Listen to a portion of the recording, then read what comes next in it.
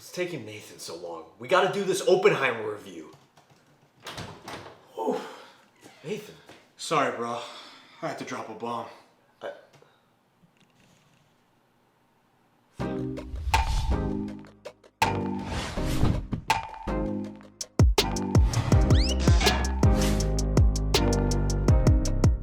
Welcome back to the Real Talk Podcast, episode 95. I'm your host, Nathan, and I'm joined by the man himself, Matthew Neves, to my left. Thank you. And today we are going to be discussing Oppenheimer. We have seen it. Holy The wait is shit. over. Barbenheimer is here. It's here. And wow. So we talked about Barbie on our last episode, if you want to check that out and our general thoughts on that film. Spoilers, they're both fucking amazing. Please go watch them. Yeah. And if you're new to the podcast, this is your Yes. first time watching, drop a subscribe for us. Check out our reviews. If you're into Barbenheimer, check out our reviews for both of the films. And let us know your thoughts in the comments. We always want to hear how you guys feel. Absolutely. So Nathan, we saw both trailers for Barbie and Oppenheimer. We generally know what our thoughts were for Barbie when the trailer came out. What were your general thoughts for Oppenheimer? I mean, it looked right up my alley, right? Yeah. I saw the trailer and it looked right up my alley. Visually stunning, a packed cast, a really cool premise, a really Yes. personal, cool premise. And once again, like Barbie, my expectations were somehow exceeded, even though they were already very high going into it. Wow, I don't know where to start. This movie's so good. It's really good. I think where I stood with Oppenheimer was Christopher Nolan's films have been really interesting in that they haven't really gone too far off stylistically. He has a style. He has a distinct style. He has a distinct way of pacing and editing that I feel like if you're not subscribed to it, you're not going to connect as well from his other films. So something like Tenet, I tried watching again, and I feel like I'm not a huge fan of just like this action on action on action. It's not Michael Bay bad, where that is just straight up mind numbing. Yeah. But there's a certain point where I feel like with the older you get, the less you feel for a lot of these action scenes, unless it's like a Mad Max Fury Road, unless it's like a Top Gun Maverick. There's a big set piece every 15 or 20 minutes in Tenet. Yeah, and I feel like I'm not going to say gimmick. I'm going to say the reversing of time. It's like Nolan really likes that. Inception did it, Interstellar did it, Tenet did it. So it's like, okay, we got to move away from the sci-fi. So when I look at Oppenheimer, I'm just like, okay, this is a biopic film. Is it a war film? Is it an epic, like, oh, there's going to be so much gun shooting and stuff like that? No. No, it's This not. is not an action film. Not even a little bit. And most of this film are people talking in Yeah. rooms. And it's my favorite Christopher Nolan film because of that. The only action-y part is the explosion. Yeah. The test explosion. The Trinity test. Yes. Which is It's such amazing. an epic scene. Holy shit. An epic scene where like I just had chills, hair standing up on my arms. It's amazing. It's masterfully done. Yeah. But yeah, like you said, this movie is 3 hours of people talking. Yep. And it's almost a perfect film. It's a really dense film. Yes. And immediately after I saw it, all I could think about is I really want to see it again. Yeah. Because it's one of those movies, and I mean Nolan has done this before. He challenges you on the first watch that a lot of his films you got to see it twice. That's the thing too. I've noticed it's like movies like even the Dark Knight trilogy have this where it's like you got to watch it over and over again. It's got that nice watchability to it, but I do understand with some critics where they're like, "Oh, this dialogue's just too epic." It's like they're acting like every scene is the most important thing of all time. With the subject matter of Oppenheimer, and I feel like the characters as well, there's more reason for it. I completely agree. There's more reason for it because of the paranoia of World War II, and also I just think the subject matter works better in this than other Nolan films. I feel like this is his biggest strength, and I also feel like Nolan is putting more of his character himself into Cillian Murphy's Oppenheimer Oh, performance. this is his most personal film by far. An act of hubris, you could say. I feel like there's a lot of hubris within this film, and I love that. I love the fact that Nolan portrays Oppenheimer in this very complex way where it's like he's not good, he's not fully bad, he's very gray, just like every character in this film. Yeah. Dealing with the subject matter is really fucking tough. And the way that they do it is really, really brilliant, especially the black and white and color scenes.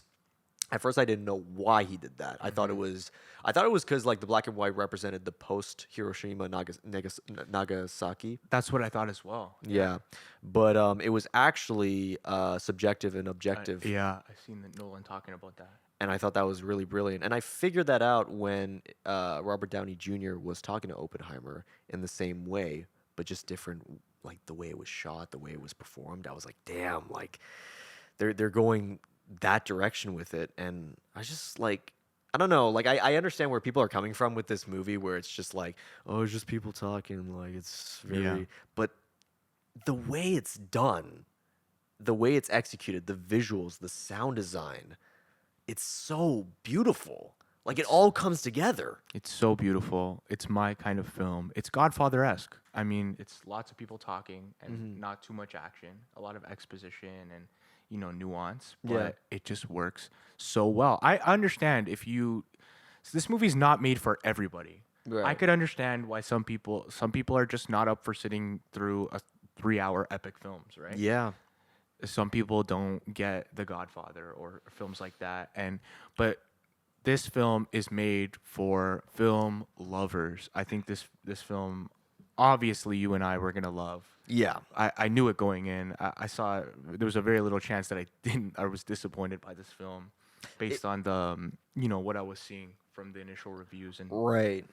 I was so impressed with what Nolan was able to do with it because of the fact that he could have easily just made it like explosion after explosion after explosion, which we know that he's the best at already. Yeah, exactly. Action set pieces. He's probably my favorite director. I'm not a huge fan of action films, but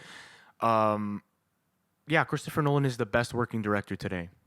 This movie, I think shows that he has mastered the craft. He is a phenomenal director. And I want to see more personal movies like this going forward with Nolan. I've seen you master the action. You're the best at it. Let's go with this direction moving forward, I think. It's really impressive how he does it though, because I'm gonna be honest, this is more like a courtroom drama. The way he like 2 movies in one. Yeah, the way he constructs this movie is kind of like really brilliant in that he uses like setup scenes. It's like, this is the scenes that I'm going to set up. 1, 2, 3, boom. We cut to back and forth on all of them. Then we're going to do a payoff. But before we do that payoff, we're going to set up even more scenes that build up not only Oppenheimer's character, but various other characters that worked with him, worked for him. And it's like, if you think to yourself, like, oh, are these going to match? And like, they always do. Always do. And but it's not convoluted to the point where it's just like, oh, what's happening here? What's happening there? Like a big issue I had with his previous film, Tenet, is sound design. I couldn't really understand a lot of what the characters were saying, which is bad if you're dealing with a very heavy concept like that. Yeah. This, on the other hand, because of the fact that they're, interrogating Oppenheimer, the McCarthyisms, the McCarthy era of communism, fascism, World War II, post-World War II, it's like there is so much shit to handle, and the sound mixing and dialogue work really well together. I never felt like it was too important. It felt like it had the right amount of importance with each dialogue. It wasn't like, you're the craziest person of all time. Yeah. This is insane, Oppenheimer. You're too badass. It's never like that. Oppenheimer is portrayed like a socially awkward. Felt so real. This movie, I mean, off rip, like the editing and the characters, the performances, they just really immerse you in it. Like, you feel like you're almost there with them going through this. The way it's cut, I felt so immersed in this movie. And it is a 3-hour film with a lot of talking, but I couldn't look away. At times, the tension is so high. I mean, leading up to that Trinity test, which is like a climax on its own. The tensions are so high. It's so exciting. They build it up so well. Yeah. Because another thing too, from a technical perspective, is like, the shout out to how they actually do the explosions. They actually do them. It's not like boom. It's like no, you wouldn't hear shit because of that's how fucking loud it is. So it would take a second, and then you hear it, and then when they do the Trinity when test, that bomb explodes. Yeah, let's talk about the Trinity test scene. Yo, goosebumps, man. Just easily the best scene of the film. I think. It fucking blew me away. You know they build it up so well that your expectations are so high, and it still blows.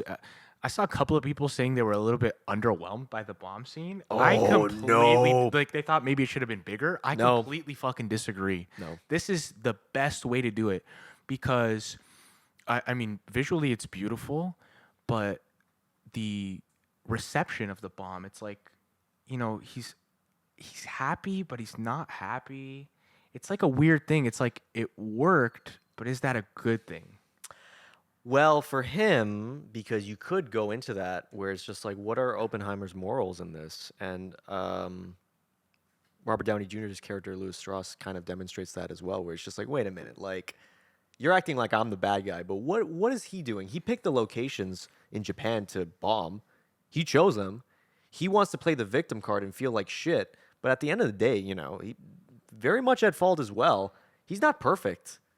And that's another thing, too, is like people were thinking like, oh, Robert Downey Jr., he's the bad guy of the film. It's like, no, I mean. Not really. Not really. He just has a different perspective. Yeah, very different perspective. None of these people are perfect. Yeah. That's the greatest thing about this film. It showcases every character has like a sense of like, oh, wait, I don't agree with what you did there. Like even Oppenheimer's wife. I love Emily Blunt. She's great in this film. What a performance from Emily. Her easily her best performance. Yeah, it's great. Yeah, Emily Blunt's fantastic. The way that the sound in this movie kind of foreshadows the event is very well done. There's images of, for example, when Emily Blunt finds her husband outside and she sees his horse all alone. Yeah. A lone horse represents death. That's what it represents because there's no rider anymore. It's just a lone horse. So you kind of already get that impression. Every time Oppenheimer goes to see his family, his kids are always crying. I wonder what that's supposed to indicate. The fact that his PTSD is not from the sound of the bomb, but the sound of the applause after the bomb. That whole sequence really gave me chills. I've never felt. Oh my God! It's too many good scenes like that that really showcase how fucking intense this was. If I'm gonna say this, if Barbie was a stance on the hope of humanity, Oppenheimer was showcasing the downfall of it and how we've led ourselves into these dark paths of war where creating these nuclear bombs and advanced technology leads to, what else does it lead to other than death? The concept of war has always been like that. You know, America treats it as a victory when in reality it's just one side's losing slower than the other. So. I guess I knew the basics about, you know, I mean, this is a biopic at the end of the day. Yes. Which is, it's the greatest biopic ever made. I'm going to say that here right now. All right. There's not a better biopic ever made. This is an amazing film. It could have easily been the typical biopic where it's like they fade to black and the white text. Well, Oppenheimer died at this age from, you know, chain smoking and he was a great person. It's like, no, they don't do that shit. This is not it. No. But I guess I wasn't too familiar with the history. Like, you know, it's American history and we're Canadian. So I guess I didn't know too much about it. But what a brilliant story. Like, what a brilliant predicament that this guy was in, and the way it's told, the way Nolan, the way he tells it in like this non-linear, very Nolan-esque way.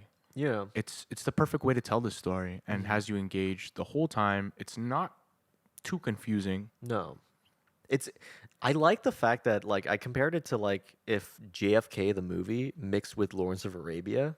It's like you're dealing with this epic courtroom drama while also having the scale of Lawrence of Arabia with the explosions and the intensity. And I love that. I wish we had more epics like that. Yeah. We don't really get that a lot because nobody wants to take chances on not just the practicality of it, but also the subject matter.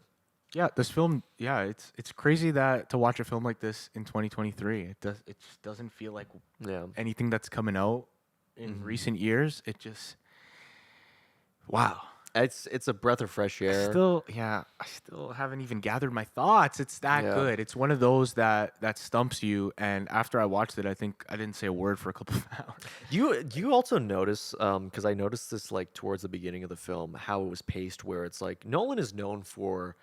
An example of this is Inception, where DiCaprio's talking about the plan. He's like, "Yeah, this is how we're going to do the plan." Cuts to them walking into the room. Cuts to them doing it. Cuts to Leo talking again. Notice how in Oppenheimer, he's teaching kids about quantum physics and just the concept of nuclear weaponry. And instead of cutting to him like doing his own stuff, they cut to the experimentation of it. The stars. It's so experimental with how it's all formed and stuff, and the sparks and everything. And it's like, damn, that he took it to another level visually. He took it to another level visually. I felt like I was watching something that I've never seen before done in film. In a lot of parts of this. I had the pleasure of seeing it in IMAX. Nice. You gotta go see it in IMAX if you can. Yeah. Do your best to see it in IMAX. I didn't get to see it in 70 millimeter. I know that's what Nolan wants. If you have a local theater that's showing it in 70 millimeter and you can get tickets, do it. Yeah. We live in Ontario, Canada. Yeah. So we're actually kind of lucky in comparison that there's two in Ontario because I think there's like 24 in all of America. Jesus. That are showing 70 IMAX. So Well, there, yeah.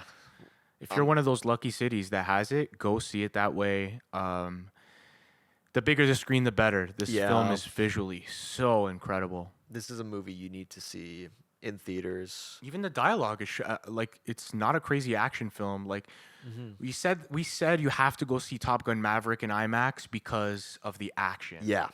You have to see this movie in IMAX not because of action, just because of how beautiful every shot is. Mm-hmm. Every performance too, I get adore. Let's get into the performances. Robert Downey Jr. gives an amazing performance. I haven't seen him act like this since Zodiac. Robert Downey Jr. is back. He's back, baby. Put the Iron Man suit in the fucking closet and never pull it out because you are a top 5 actor. Robert Downey Jr., you're one of the best actors working today. Fuck that Iron Man shit. It's good to see you back. His character in this film, he gives off like that great golden. Same with Emily Blunt, they give off the great golden age of stars. Yes, it's so nice. To I don't know. Killing it. I was just thinking like Katharine Hepburn, Rita Hayworth with Emily Blunt, like her performance is like, ooh, like we don't get that type of golden age acting, you know? And then Robert Downey Jr.'s performance, I don't know. I was thinking of like Peter O'Toole, like that type of performance where it's just like, you know, even when he's not angry and yelling and stuff like that, you get that subtlety from him, and it's just like you don't fucking get that from him. I was so happy to see him just kill it. Yeah. I was so happy to see him back, like really using his acting chops. Mm-hmm. And he obviously loves the performance. I'm sure you've seen him say that. This is the best movie he's been in. He said that. That's fair. And I mean, he's not wrong. No, I don't think he's wrong, and I think it's probably one of the best performances he's ever given. And you know, I haven't seen a RDJ performance like this in years. It's because of Iron Man. He was Iron Man for 10 of those years, which is iconic in his own right. It's iconic. It's cool, but he is not like, you know. It's, I guess, being Iron Man is not as like demanding acting wise. You don't have to go into this like, you know, nuanced performance that he gives here. It's amazing. RDJ is a big standout. Cillian Murphy though. Oh my God. We got to give him his flowers. Yeah. He's a leading man. Yeah. He's a leading man, and he showed it here. He's played support for many, many years. Mm-hmm. He's a leading man. Yeah. This is a fantastic, fantastic Cillian Murphy performance. To me, it's really like you see the pain in his eyes, in his face. It's Al Pacino 70s-esque performance where you're seeing his emotion in his face. Yeah. I think, you know what I like? I think about Al. I think about Al in The Godfather. I think about Al in those, like, you know, young roles of his. Oh my God. This is a killer Cillian Murphy performance. Easily the best of his career, and I think it's going to change his career. It is crazy too, because like I was talking to one of my friends about how it demonstrated his affair with Florence Pugh's character. I feel like when he has to admit to the fact, you know, basically in front of his wife, that he was having an affair, the way it was illustrated, it was done like very experimental, very like, I don't know. I feel like this is one of Nolan's most like experimental works where it's just like you see his mental state and like what he's dealing with. When he's answering the question of him having an affair, he's naked, having sex. Like you see that. Yeah. And it's like it's done in a way that's like, it's fucked up. Like Nolan puts us in their heads. It's unreal the way he does it sometimes. oh my god. Other performances. There are so many fucking First actors of in this all, film. By the way. everybody's in this movie. Everyone. And it'll be like the biggest actor will do 2 minutes on camera, and it's amazing. I mean, you have like guys like Rami Malek and Oh, yeah. who are doing like super short roles. So it's so much. But I mean, Matt Damon, you get a great Matt Damon performance. Yes, here. Matt Damon was great in this film as the general. That performance is made for Matt Damon. He's great. Yeah. Did you notice two specific actors, Roderick and Josh from Drake and Josh? Oh yeah! this Shout film. out to Josh Peck, Josh Peck, who pressed the button. pressed the Got button. to press the button. Had a big role. And there. that's the thing too with Nolan. It's just like I was the same way with Dunkirk, where I was like, "What Harry Styles? What the fuck is he And then doing?" It just And works. then, yeah, it just right? works. Yeah, How the fuck does he do that every time? he's a great director. Because he has his pick. Yeah, He has his pick of veteran actors for any movie. Yes. Like, and this movie makes it the most clear that everybody wants to work with Nolan. Oh yeah. And they'll take pay cuts, they'll take small roles, it doesn't matter. So for Nolan to just be like, you know what, let me get like Josh Peck or let me get Harry Styles, Yeah. and I can make it work. It's amazing. It's amazing. There's so many actors in this. Ben Safdie's great in it. Ben Safdie kills it in That this. accent fucking works for him. He's never done an accent like that in any other When film. I saw him like give his first lines of dialogue, I said he's gonna do that accent the whole time. Yep. Is it gonna work? And it does. Oh, it does. He's like a great actor. Like I Yeah. could see him going if he didn't want to direct. Like he could be an actor. I really do see him having that Oh yeah. in him. Another actor that I did not expect to be in this film, but when it happened, I loved the scene. It was Gary Oldman as the president, Harry S. Truman. Wow. That scene where Oppenheimer basically says to him, like, I feel like I have blood on my hands. And then he pulls out his holy fuck, Holy man. Fucking fuck. Oh my chills. God, I'm breaking the I set. know, you're breaking the set because of Oh how my good this film God. is. But another thing to look at from Gary Oldman's perspective as the character, Harry S. Truman, the president, is basically like, he's saying, yeah, sure, you made the bullet, but I'm the one who pulled the trigger, you know? But you can also look at it from the perspective of like, this kid doesn't know anything. Like, you can't, you're not man enough to understand this. It's like, you can look at it in both ways where it's just like, I'm the one with the blood on my hands. Who the fuck are you? That scene is so deep. Boom. That scene is so deep where you're just like, who cares nobody cares who made the bomb. I want to talk about Albert Einstein. Oh yeah, I wrote it in the notes. I read it. It says the Avengers Einstein cameo. Because Einstein's cameo feels like you're getting a superhero Avengers cameo. Yeah. It's like the way I can describe Einstein and Oppenheimer in this film is like, I don't know if historically how involved they were together, like in history and stuff like that. I'm sure that they were. Yeah. But it reminded me a lot of like Ed Wood with him and Orson Welles. Okay, yeah. Historically speaking, Ed Wood never met Orson Welles. Right. But the contrast of creatives together having conversations like that, I don't know how accurate this film is. Honestly, I don't care. I don't No. care about the minute details. What I care about is why Einstein was in this film. And the reason why is to show the older generation of physicists, scientists, learning and realizing that the new future is about to come. Hence why you see Einstein's last conversation with Oppenheimer at the end of the Amazing. film. It's basically like saying like, yeah, I'm the older generation. I'm going to die out and then you're going to live on to see this new technology wave through. It ties in so well. And the first time he's mentioned, they downplay him. Like I don't know if you remember the scene where they talk about like, yeah, he used to be the top guy. Yeah. But now he's just like an old guy. Like, yeah, he was the top guy. But meanwhile, in the end, they circle back and he had, the foresight to see how everything was going to play out. Yeah. So he really was the smartest one. He was the one that basically told Oppenheimer, like, at the end of the day, when this gets made, years from now, you're going to be shaking hands with these people and it's from death.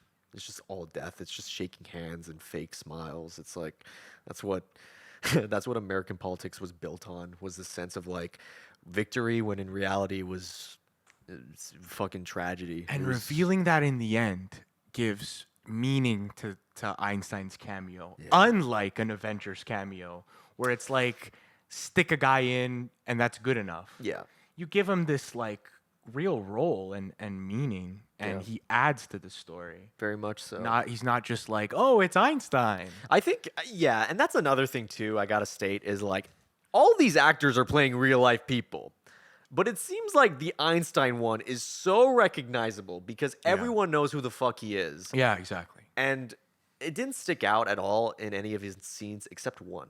And I think you know which one it is. It's the one where the car drives off, and then you just see him standing there, like Oppenheimer. How's it going? Yeah. You know? And I'm just like, did you get locked out of your house? Why the fuck are you outside in the dark? Yeah, Like that. That's true. That one was a little weird. That but- shit confused me, man. I was like, do you have a key to the house? It's like, what the fuck? But no, his presence was great. I love the fact that Louis Strauss, Robert Downey Jr.'s character, thought that they were talking about him. Oh, Really man. showed the ego in him at the end of the day. And that whole courtroom stuff, man, I'm like, ooh, this is like, Godfather 2 with the courtroom there. It was like that cinematic. There's a where lot it's of just- parallels, yeah. I love people talking. I love how intense it gets because at the end of the day, a great director can make something as boring as two people talking the most interesting thing, Yeah. which is why I think this is not only my favorite Nolan film, but and it might be my favorite film of the year. I'm just saying. I'm just pointing that out there. No, it's definitely right now. It's my favorite film of the year. Yeah. It's not even a question. I think that there's maybe only one film that can compete, and we'll see in October. Killers of the Flower Moon. Oh shit, you're right. We'll see. Fuck. We'll see in October how I feel about Killers of the Flower Moon. You know that I think Scorsese's the greatest of all time. Before we end off, general thoughts and your rating on General thoughts and Oppenheimer. rating. Wow, this movie is a dense 3-hour Godfather-esque epic, the best biopic ever made. It's making leaps in film. He's making leaps in IMAX. He's making leaps in editing, sound design. It's Nolan's most personal. It's his most experimental, and it is probably his best.